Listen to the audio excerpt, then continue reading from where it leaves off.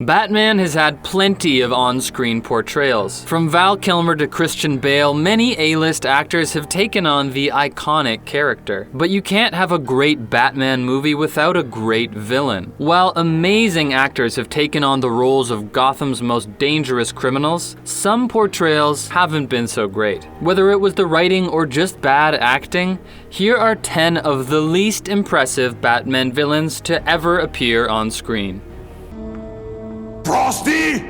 Yeah, boss. Joel Schumacher's 1997 film Batman and Robin is no one's favorite Batman film. It introduced us to some of the worst on-screen portrayals of Batman characters. But one of the absolute worst was Arnold Schwarzenegger as Mr. Freeze. Schwarzenegger doesn't offer much to the role other than some cheesy one-liners and a buff physique. While the campy performance and character design can be appreciated comedically, there is no emotional depth to the character. But the writing and the plot are partially to blame for some of this character's worst qualities. The idea that Mr. Freeze would want to team up with Poison Ivy to freeze the world and turn people into plants is pretty ridiculous. And fans were particularly upset that Mr. Freeze's motive to find a way to save his wife, Nora, from her illness while he keeps her frozen is never really properly talked about. Add that to Schwarzenegger's delivery of the lines, complete with his signature accent, and the villain doesn't seem like anything more than a caricature of the comic book character.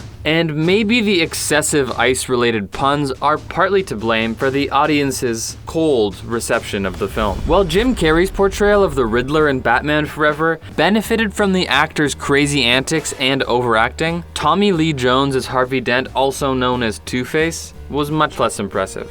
The villain is known for being cold and calculating, but the on-screen character acted by Jones was wacky and over the top.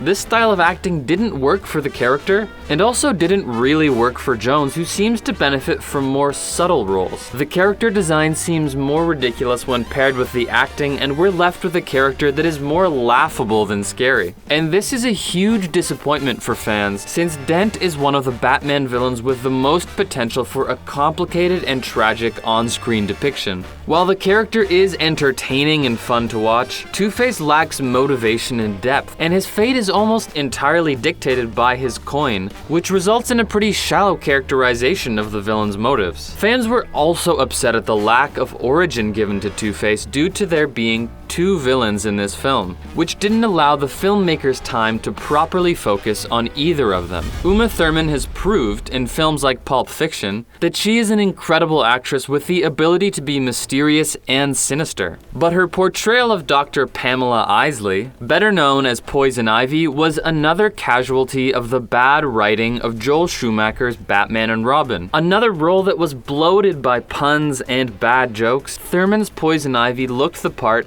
and was well acted, but didn't really have much to work with. In fact, Poison Ivy seems to be present only as a sidekick to the equally unscary Two-Face. The most emphasized aspect of the character is Robin's obsession with her, which fits the seductive side of the character well, but often diminishes her just to a simple love interest. And how Robin eventually resists her by kissing her with a set of rubber lips seems just too simplistic and laughable.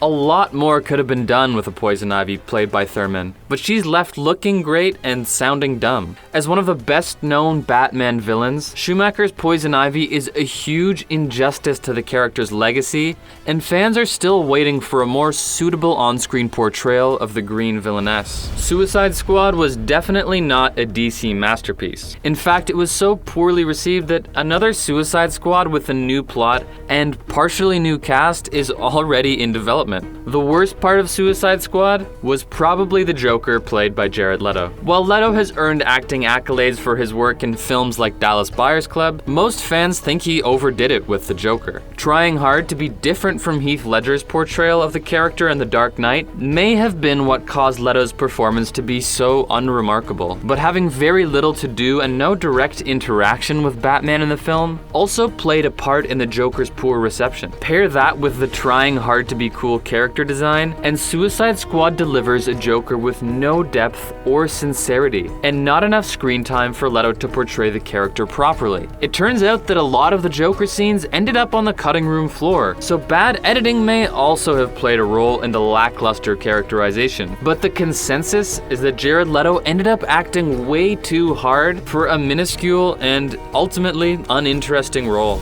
The best thing about Bane is his ability to use his intelligence and cunning to become a hugely intimidating match against Batman. But this villain also fell victim to 1997's Batman and Robin, where he was depicted as a big, bumbling oaf who couldn't form a sentence and took great joy in smashing things. In probably the worst characterization choice of a Batman villain ever, Robert Swenson as Bane is memorable only because it's terrible. As one of the most fearsome Batman villains, who is a formidable foe for the Caped Crusader, choosing to turn him into an unintelligent ogre is incredibly dissatisfying. Even the character design can't redeem the character, as he's left looking like a wrestler who escaped the ring. Swenson's acting seems pretty terrible, but with barely any lines to work with and an irresistible urge to just smash everything around him, the actor probably did the best he could with what he was given. Thankfully, fans are able to see a more true to comic Bane, played by Tom Hardy in The Dark Knight Rises, whose intelligence and cunning finally give the villain the on-screen portrayal he deserves. The Scarecrow is a bit of an enigma on this list because Cillian Murphy does a great job of portraying insane psychologist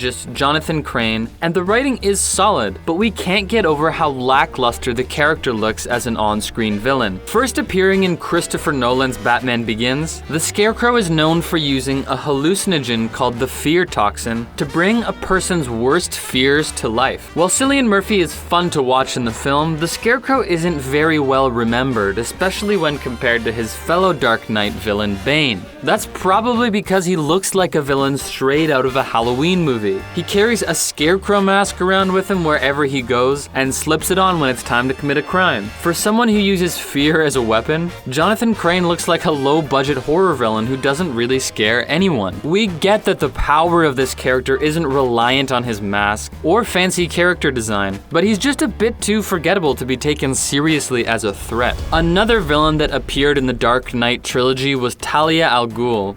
Marion Cotillard plays Bruce Wayne's love interest Miranda Tate until it's revealed in The Dark Knight Rises that she's actually the daughter of supervillain Ra's al Ghul and is working with Bane. While Cotillard is an incredible actress and plays both roles well, she is severely underutilized in the small portion of the film in which she plays the villainess. In the comics, Talia is an intelligent leader and strong character in her own right, but the Dark Knight trilogy limits her to the role of Bane's sidekick.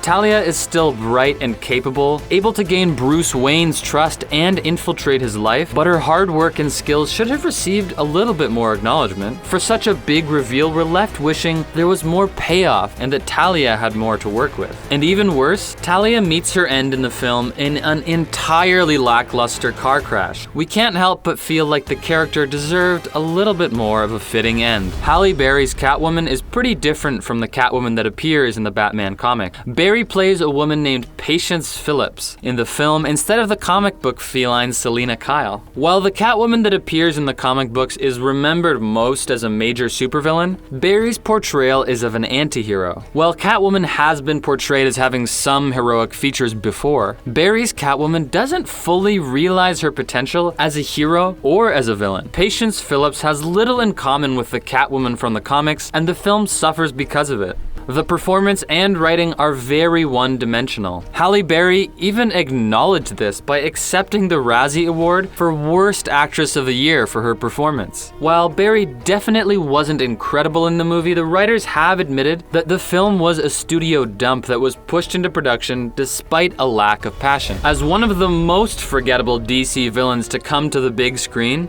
Steppenwolf deserves to be on this list, even if there isn't much to say about him. Ciarán Hinds plays the character in Justice League and did a solid job despite a lack of material to work with. The character design is cool and the acting is good, so what fell apart? Well, most fans would agree that Justice League was a messy movie. Most of Steppenwolf's scenes and characterization were omitted from the theatrical version of the film, as evidenced by scenes appearing in the film's trailers that are nowhere to be seen in its final cut. This results in the character lacking interesting motives or an origin story. Hines himself was reportedly unhappy with the version of Steppenwolf depicted in the film, giving fans yet another reason to want the release of the Zack Snyder cut of the film. Snyder was replaced as director by Joss Whedon midway through filming Justice League and has revealed that he has his own cut of the film. If we ever get to see it, maybe Steppenwolf can be redeemed and Hines' true vision of the character can be brought to life.